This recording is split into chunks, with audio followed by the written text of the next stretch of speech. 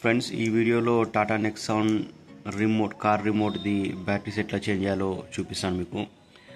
And before that, ఎప్పుడు change చేయాలి అంటే, ఎప్పుడైతే మీరు కార్ డైలీ యూజ్ చేస్తున్నారనుకోండి, మీకు కొంచెం డిలే కనిపిస్తుంది రెస్పాన్స్ టైంలో.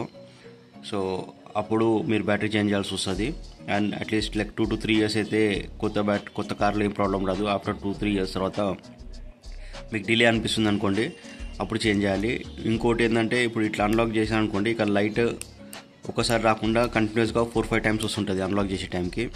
సో కంటిన్యూస్ రెడ్ బ్లింక్ వస్తుంటే కూడా అప్పుడు చేంజ్ చేయాలి.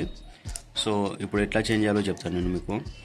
ఇక్కడ ఇది కార్ రిమోట్ వెనకకి తిప్పినప్పుడు ఇక్కడ చిన్న గ్రూ అనిపిస్తుంటుంది మీకు. సో ఈ గ్రూలో నేను ఇక్కడ ఇన్స్టెడ్ ఆఫ్ స్క్రూ డ్రైవర్ నేను నెయిల్ కట్టర్ది క్లిప్ యూజ్ చేస్తున్నాను. ఇది ఈజీగా అవుతుంది దీంతో. సో చాలా సాఫ్ట్గా ఆ కార్నర్లో పెట్టి ఇట్లా పైకి లేపండి, ఇది వచ్చేస్తుంది. ఇది తీసేటప్పుడు కొంచెం జాగ్రత్తగా తీయాలి, ఎందుకంటే దీనికి సైడ్లోకి లాక్స్ ఉంటాయి.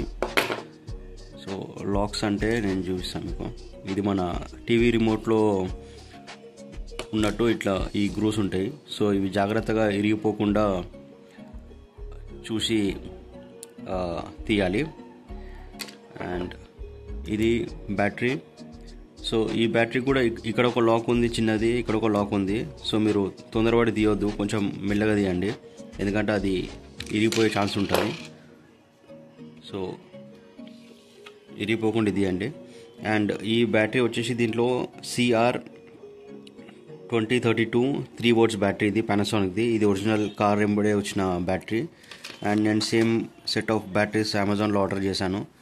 సో ఇది ప్యాక్ ఆఫ్ 5 వస్తుంది. ఇది నాకు కొత్తదే వచ్చింది. So 2025 June manufactured and it is valid till 2030. So ఇప్పుడు ఈ బ్యాటరీ వేద్దాము.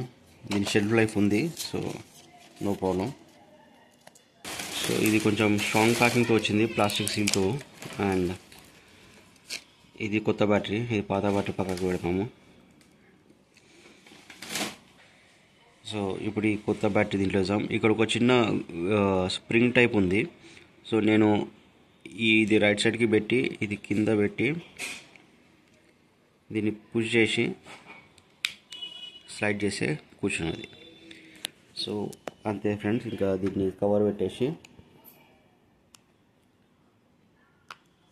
ప్రెస్ చేస్తే ఇది ఇందులోకి ఫిక్స్ అయిపోతుంది.